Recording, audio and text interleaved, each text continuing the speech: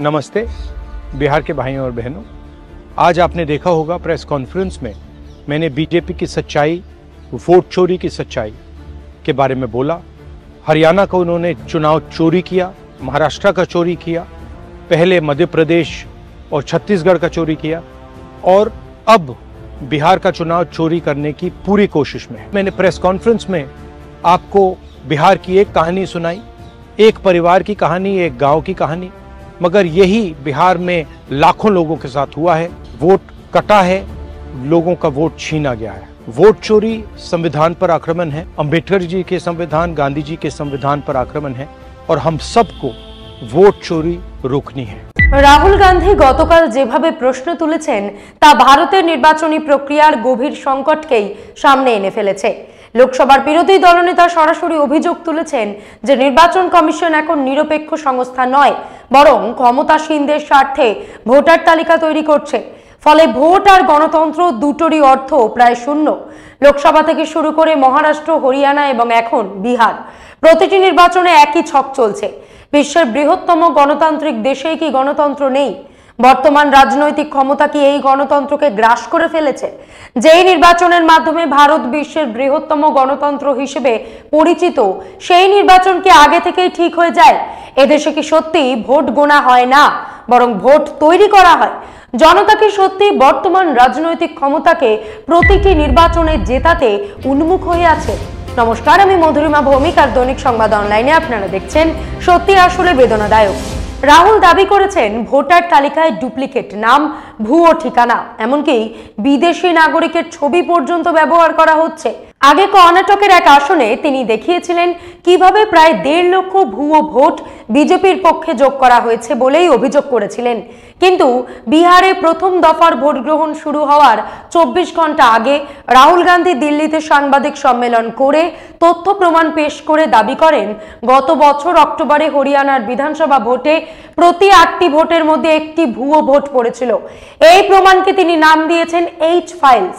হরিয়ানা নিয়ে যে সমস্ত তথ্য রাহুল সামনে এনেছেন তা আরো বিস্ফোরক। ছবি সামনে এনে রাহুল অভিযোগ করছেন হরিয়ানায় ভোটার তালিকায় ব্রাজিলের এক মডেলের ছবি 22 বার ব্যবহার করা হয়েছে। রাহুল বলেন ব্রাজিলের মডেল ম্যাথিউস ফেরেরোর ছবি হরিয়ানার ভোটার তালিকায় 10টি বুথে 22 বার দেখা গিয়েছে। সীমা, সুইটি, সরস্বতী, বিমলা, রশ্মি, এমনই বিভিন্ন নামে, যা থেকে স্পষ্ট বুথ স্তরে নয় কেন্দ্রীয় স্তরে পরিকল্পিতভাবে এই কারচুপি হচ্ছে। হরিয়ানার মুখ্যমন্ত্রী নায়ব সিং সাইনির ভোটের 2 দিন আগের একটি ভিডিও সামনে এনেছেন রাহুল, যেখানে সাইনি হাসতে হাসতে বলছেন বিজেপির একতরফা সরকার হচ্ছে, তাদের কাছে সব ব্যবস্থা রয়েছে। मैंने शुरू से ये कहा है कि भारतीय जनता पार्टी एक तरफा सरकार बना रही है, हमारे पास सारी व्यवस्थाएं हैं, आप चिंता मत करिए। Now please notice the smile on his face and please notice the word vyavastha. What exactly is the vyavastha that the chief minister of Haryana is talking about? এই তথ্য সামনে আসতেই গোটা দেশে শোরগোল পড়ে গেছে। রাহুলের প্রশ্ন একটাই, যেই দেশে বিদেশির ছবিকে ভোটারের পরিচয় হিসেবে স্বীকৃতি দেওয়া যায়, সেখানে গণতন্ত্রের সত্যিকারের অস্তিত্বই বা কোথায়? নির্বাচন কমিশন এক সময় বলেছিল যাদের ঘরের নাম্বার 0 তারা আসলে গৃহহীন। কেউ সেতুর নিচে, কেউ রাস্তায়, কেউ ল্যাম্পপোস্টের পাশে রাত কাটান। তাই তাদের ভোটাধিকার থাকা উচিত কিনা সেই প্রশ্নে দেশ এক সময় আবেগে ভেসেছিল। প্রত্যেক নাগরিককে ভোটাধিকার দেওয়ার জন্য তাদের দায়বদ্ধতা নিয়ে কমিশনের উদ্যোগ তখন প্রশংসিত হয়েছিল। কিন্তু এখন হরিয়ানায় দেখা যাচ্ছে যাদের বাড়ির সামনে 0 লেখা, তাদের বিশাল বাড়ি, দালান, প্রাসাদ, অনেক জায়গায় এক একটি 0 নম্বরের ঘরে শতাধিক বাসিন্দা। তাহলে কি নির্বাচন কমিশন ভুল বা ভ্রান্তভাবে ভোটার তালিকা তৈরি করছে? এই প্রশ্ন এখন বিহার পর্যন্ত পৌঁছে গেছে, যেখানে আজ প্রথম দফায় বিহারের 121টি বিধানসভা কেন্দ্রে ভোট গ্রহণ চলছে। রাহুল গান্ধী কার্যত হতাশ সুরে বলেছেন এখন কিছুই করার নেই, জনগণকেই জাগতে হবে, দেশের গণতন্ত্র রক্ষার দায়িত্ব এখন তাদের। রাহুল তথ্য তুলে ধরে দেখিয়েছেন কংগ্রেস মাত্র 8টি আসনে বিজেপির কাছে খুব অল্প ব্যবধানে হেরেছিল। এই 8টি আসনে কংগ্রেস বিজেপির ভোটের মোট ফারাক ছিল মাত্র 22,779টি ভোট। গোটা রাজ্যে কংগ্রেস বিজেপির থেকে 1,18,000 ভোট কম পেয়েছিল। কিন্তু অন্যদিকে নির্বাচনে 25 লক্ষ ভোট চুরি হয়েছিল। রাহুল অভিযোগ করেন বিজেপির সঙ্গে হাত মিলিয়ে নির্বাচন কমিশন গণতন্ত্র ধ্বংস করছে। রাহুল ভোটার তালিকা ধরে দেখান হরিয়ানায় ভুল ঠিকানা 93,174 জন ভোটারের। এত ভুয়ো তথ্যের মধ্যে নির্বাচন কতটা স্বচ্ছ ছিল? পোস্টাল ব্যালটে যেখানে বিজেপি পিছিয়ে ছিল, শেষ মুহূর্তে কিভাবে হঠাৎ জয়ের ধারায় বইতে শুরু করলো? এই প্রশ্ন উঠছেই। 45-এর জায়গায় 48 আসন পেয়ে বিজেপি ক্ষমতায় ফেরে যেন জাদুর মতন। আর এই জালিয়াতির চূড়ান্ত উদাহরণ এক ব্রাজিলীয় মডেলের ছবি। 22টি আলাদা জায়গায় তার মুখ ব্যবহার হয়েছে ভারতের ভোটার তালিকায়। সে কি কখনো ভোট দিতে এসেছে? না, তবু তার মুখ ভারতে ভোটার হয়ে গেছে। এটাই আজকের গণতন্ত্রের নগ্ন বাস্তবতা। এই নিয়ে সোশ্যাল মিডিয়াতেও ব্যঙ্গ করে নানান উক্তি ভাইরাল হয়েছে। যেমন একজন ফেসবুকে লিখেছেন, ব্রাজিলের মেয়ে এসে হরিয়ানায় ভোট দিয়ে চলে গেল, আর আমরা যারা আর্জেন্টিনার সাপোর্টার তারা কি দোষ করলাম? ছি। রাহুল দাবি করেছেন তদন্ত শুরু হলে দেখা যাবে এমন কত মুখ রয়েছে এই দেশে যেগুলো ভুয়ো ভোটার তালিকায় জায়গা পেয়েছে। তাহলে কি ভারতের নির্বাচন কমিশন এক প্রকার প্রহসনে পরিণত হয়েছে? না, এটা কোনো ঠাট্টা নয়, এটা ভয়াবহ সত্য। অভিযোগ গুরুতর। নির্বাচন কমিশন কি বর্তমান রাজনৈতিক ক্ষমতার সঙ্গে হাত মিলিয়ে নিজের নিরপেক্ষতা বিসর্জন দিয়েছে? কমিশনার নিয়োগের প্রক্রিয়ায় সন্দেহজনক। 3 সদস্যের কমিটিতে প্রধানমন্ত্রী, স্বরাষ্ট্রমন্ত্রী এবং বিরোধী দলের নেতা, 2 বনাম 1 অনুপাতে। বিরোধী দলের আপত্তি থাকলেও সিদ্ধান্ত বদলায় না। রাজীব কুমার থেকে জ্ঞানেশ কুমার, নিয়োগে প্রশ্ন থেকেই যায়। রাহুল গান্ধী গতকাল প্রকাশ্যে হরিয়ানার ভোটার তালিকায় যে ব্রাজিলীয় মডেলের ছবি তুলে ধরেন, তিনি আদতে ব্রাজিলের নাগরিক, স্টক ফটো মডেল। এ থেকেই স্পষ্ট নির্বাচন কমিশন আজ শাসকের ছায়ায় কাজ করছে, এবং তা স্পষ্ট হয়েছে সেই 8টি আসনের ফলাফলে, যেখানে কংগ্রেস অল্প ব্যবধানে হেরেছে উচ্চাকলা গ্রামে 32 ভোটে, দাদরি 1957, আসন্ধ 2306, হোডেল 2595, মহেন্দ্রগড় 2648, সফিদুন 4037, ঘরৌন্দা 4531, রায় 4673 ভোটে। এই সব মিলিয়ে 22,700 ভোটের ব্যবধানই কংগ্রেসকে ক্ষমতার বাইরে ঠেলে দিয়েছে। অথচ ভুয়ো ভোটার, ভুল ঠিকানা আর বাল্ক ভোটারের সংখ্যা ছাড়িয়েছে 25 লক্ষ। তাহলে এই নির্বাচন আদৌ কতটা বৈধ? আর যদি কমিশন সিসিটিভি ফুটেজই ধ্বংস করে দেয় যাতে বোঝা যায় কে ভোট দিয়েছে, কবে দিয়েছে, তাহলে কিভাবে জানা যাবে সেই ব্রাজিলীয় মডেল ভোট দিয়েছিল না তার নামে অন্য কেউ ভোট দিয়েছিল? প্রশ্ন একটাই, এমন পরিস্থিতিতে নির্বাচনের মানে কি? গণতন্ত্রের অস্তিত্ব কি এখন কেবল কাগজে কলমে? কখন ভোট দেওয়া হয়েছিল তার প্রমাণও মুছে ফেলা হয়েছে। সব প্রমাণ ধ্বংস, অর্থাৎ যাদের দায় নেওয়ার কথা তারাই এখন বিচারক। গণতন্ত্র আজ তাদের ইশারায় চলছে। হরিয়ানার পাতা উল্টানোর আগে একবার চোখ রাখা দরকার বিহারের দিকে। আজ সেখানে 121টি আসনে ভোট হচ্ছে। গতকালই রাহুল বলেছেন হরিয়ানায় যেভাবে পরিকল্পিতভাবে ভোট চুরি হয়েছিল সেই একই ছক বিহারেও কাজে লাগানো হবে। রাহুল নিশ্চিত যে বিহারের নির্বাচনেও পরেও তিনি একই প্রমাণ দেখাতে পারবেন। প্রেস কনফারেন্সে বিহার থেকে 5 জন ভোটারকে হাজির করেছিলেন রাহুল। তারাই জানান 24-এর লোকসভা নির্বাচনে ভোট দিলেও বিহারের এসআইআরে তাদের নাম ভোটার তালিকা থেকে বাদ পড়েছে। ওই 5 জনের মধ্যে একজন বলেন তাদের পুরো গ্রামে বহু ভোট উধাও। তবে কি এটাই আজকের ভারতের গণতন্ত্রের চিত্র, যার ভরসায় বিহার আগামী দিন গড়তে চায়? নির্বাচন কমিশন যেন এসআইআর চালু করেছিল, তার পেছনে ছিল স্বরাষ্ট্রমন্ত্রীর বক্তব্য দেশে নাকি অনুপ্রবেশকারী ঢুকে পড়েছে, অথচ কমিশনের রিপোর্টে সেই অনুপ্রবেশের উল্লেখই নেই।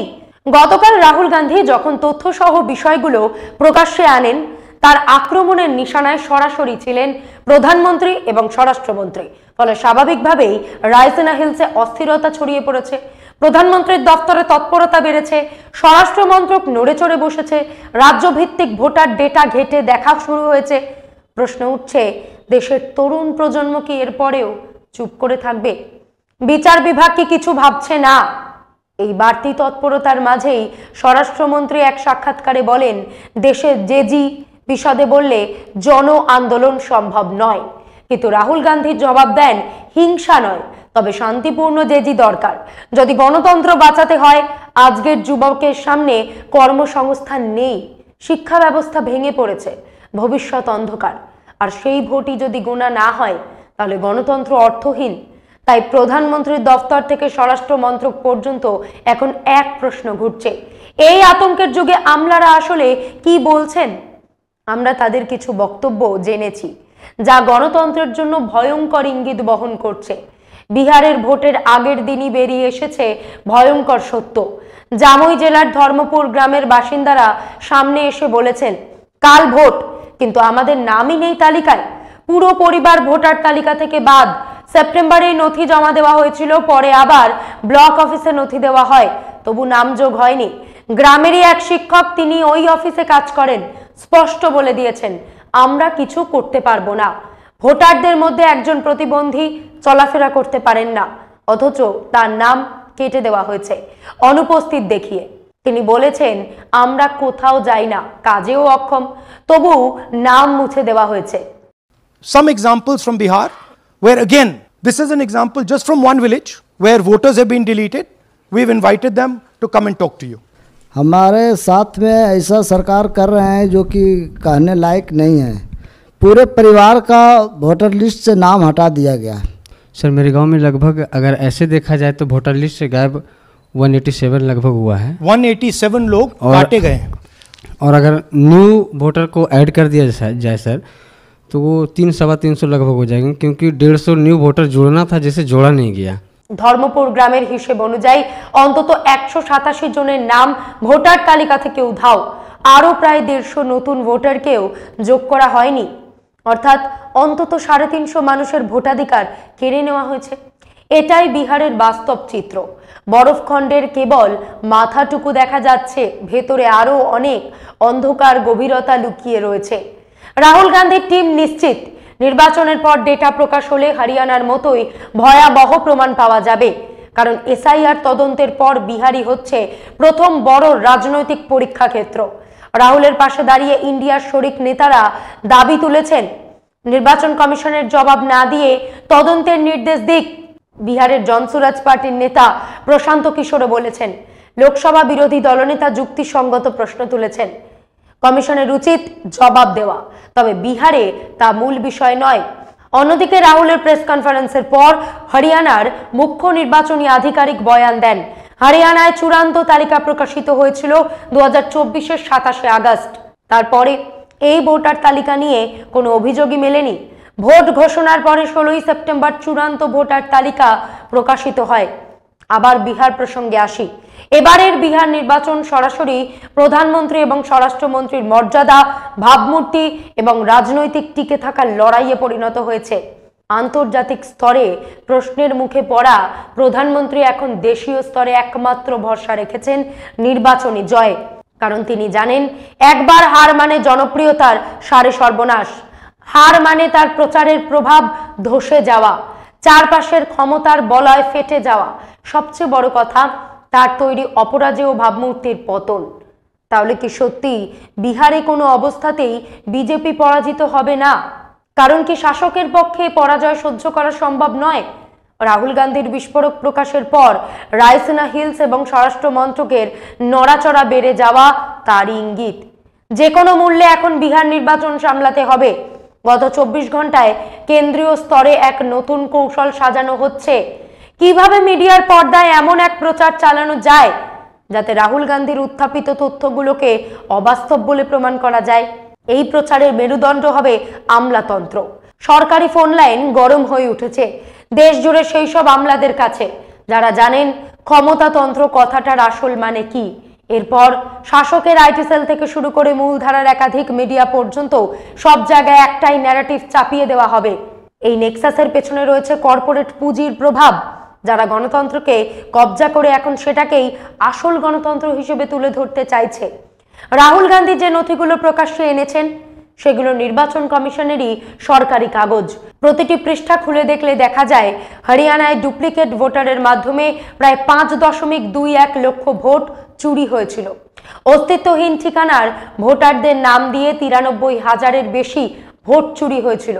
একই ঠিকানায় বহু ভোটারের নামের মাধ্যমে চুরি হয়েছিল 19.26 লক্ষ ভোট। একই বছরে হরিয়ানায় লোকসভা এবং বিধানসভা নির্বাচনের মধ্যে 3.5 লক্ষ ভোটারের নাম বাদ গেছিল। খুব সরল প্রশ্ন, যেখানে কমিশনের নিজস্ব সফটওয়্যারই ডুপ্লিকেট ভোটার ধরতে পারে, সেখানে এত ভুয়ো নাম কেন? প্রত্যেক ব্লকের বিএলওদের দায়িত্ব ছিল যাচাই করা। একটি ঘরে 100 ভোটার থাকলে সঙ্গে সঙ্গে তদন্ত শুরু করার, কিন্তু কিছুই হয়নি। আর এই সব ভুয়ো ভোটারদের তালিকায় কোথাও ব্রাজিলীয় মডেলের ছবি, কোথাও অন্য কারোর মুখ। এভাবেই কি চলছে বিশ্বের বৃহত্তম গণতন্ত্রের সবচেয়ে সংগঠিত প্রতারণা? কেউ এক বুথে এক নামে ভোট দিচ্ছে, অন্য বুথে অন্য নামে। এমনকি শাসক দলের নেতাদেরও নাকি ছাড় আছে, চাইলেই অন্য রাজ্যে গিয়েও ভোট দিতে পারেন। রাহুল গান্ধী যখন এই সমস্ত সরকারি নথি মঞ্চে তুলে ধরলেন, তখন বিশ্বের সামনে ভারতের সবচেয়ে বড় গণতন্ত্রের মুখোশ খুলে গেল। এই পথ কোথায় গিয়ে থামবে? নির্বাচন কমিশনের জমা দেওয়া নথিগুলোর তো একটি অংশই যথেষ্ট। দেখলেই বোঝা যায় ডুপ্লিকেট ভোটার, ভুয়ো ছবি, এমনকি ব্রাজিলীয় মডেলের মুখ পর্যন্ত মুছে ফেলা যায় মাত্র 2 মিনিটে। যদি কমিশন সত্যিই চাইতো, কিন্তু তারা করেনি। কেন করেনি সেই সিদ্ধান্তের ভার আপনাদের ওপরেই ছেড়ে দিলাম। কমিশনের অনুমতি ছাড়া এমন কারচুপি করা কি সম্ভব? এটাই কি কঠিন বাস্তব? রাহুল গান্ধীর অভিযোগ স্পষ্ট। নরেন্দ্র মোদী, অমিত শাহ এবং নির্বাচন কমিশনের শীর্ষস্তরের কর্মকর্তারা মিলে ভারতের গণতন্ত্রকে কার্যত ধ্বংস করেছেন। হরিয়ানায় যে প্রক্রিয়া দেখা গেছে, সেটাই এবার বিহারে প্রয়োগ হতে চলেছে। আগে যেমন হয়েছে মহারাষ্ট্র, মধ্যপ্রদেশ, ছত্তিশগড়ে। রাহুল ফের তুলে ধরেছেন মুখ্য নির্বাচনী কমিশনার জ্ঞানেশ কুমারের সেই পুরনো বক্তব্য, যেখানে তিনি বলেছিলেন যাদের ঘরের নম্বর 0 তারা নাকি গৃহহীন। কিন্তু এখন দেখা যাচ্ছে সেই তথাকথিত 0 নম্বরের ঘরেই শয়ে শয়ে ভোটার। প্রশ্ন হচ্ছে, এসআইআর কি সত্যি পূর্ববর্তী নির্বাচনের ভুল ত্রুটি ঠিক করতে আনা হয়েছে, নাকি এটি শাসক দলের নিশ্চিত জয়ের গ্যারান্টি? আসলে দেশের সামনে এখন মাত্র 3টি মৌলিক প্রশ্ন বাকি। প্রথমত, যদি নির্বাচনী প্রক্রিয়া গণতন্ত্রের প্রতীক হয় আর সেই প্রক্রিয়ায় যখন ক্ষমতাসীনদের হাতের পুতুলে পরিণত হয়েছে, তাহলে গণতন্ত্র কোথায়? দ্বিতীয়ত, ভোটাররা কবে বুঝবে তাদের ভোট দেওয়া এখন নিছক আনুষ্ঠানিকতা? কারণ ভোট আগেই গণনা হয়ে গেছে, সমীকরণ তৈরি হয়ে গেছে। তৃতীয়ত, জুডিশিয়ারি বা বিচার ব্যবস্থা। সংবিধান অনুযায়ী সুপ্রিম কোর্টের মাধ্যমে নির্বাচন কমিশনের কাছে জবাব তলব করতে পারে, কিন্তু করবে কি? আর যদি মহামান্য আদালতই শাসকের সুবিধা মতন বলে সব ঠিক চলছে, কিছু হলে পরে দেখব, তাহলে ন্যায় বিচার কোথায় মিলবে? আর এও বাস্তব, এই দেশে কে বিচারপতি হবেন, কে চিফ জাস্টিস হবেন, সেই হায়ারার্কিতেও রাজনীতি ঢুকে গেছে। কলেজিয়াম ভেঙে বিচারপতি নিয়োগ, সরকার নির্ভর করার পরিকল্পনা সেই সময় থেকেই শুরু। প্রশ্ন হলো, বংশতন্ত্র শেষ করতে গিয়ে কি একনায়কতন্ত্র প্রতিষ্ঠা করা হচ্ছে? রাহুলের প্রেস কনফারেন্সের পর তামিলনাড়ুর মুখ্যমন্ত্রী MK স্ট্যালিন 44টি রাজনৈতিক দলকে নিয়ে বলেছেন সুপ্রিম কোর্টে যাব। কিন্তু প্রশ্ন থেকে যায়, ন্যায় বিচার কি পাবেন? এই কারণেই মমতা বন্দ্যোপাধ্যায় রাস্তায় নেমে আন্দোলনের ডাক দিয়েছেন। তিনি জানেন এখন কেবল আন্দোলন আর জনগণের আশ্রয়ই বদল আনতে পারে। একই সুরে রাহুল গান্ধীও প্রায় হাল ছেড়ে বলেন, আমরা কি বা করতে পারি? আমাদের হাতে আর কিছুই নেই। এখন এই দেশকে, এই গণতন্ত্রকে বাঁচানো বিচার ব্যবস্থা আর তরুণ প্রজন্মের দায়িত্ব। সবশেষে জরুরি প্রশ্ন, যেই স্বাধীনতা মধ্যরাত্রে অর্জিত হয়েছিল, আজ তার চেয়েও কি গভীর অন্ধকারে ঢেকে যাচ্ছে সেই দিনের আলোর প্রতীক? গণতন্ত্রকে প্রকাশ্যে গ্রাস করা হচ্ছে, সবাই দেখছে, কিন্তু কেউ কি ভয় মুখ খুলছে না? আজ এই পর্যন্তই। এমন আরো বিষয় জানতে অবশ্যই সাবস্ক্রাইব করুন, লাইক, কমেন্ট আর শেয়ার করুন। দেখতে থাকুন দৈনিক সংবাদ, শুধু না আমি যথেষ্ট।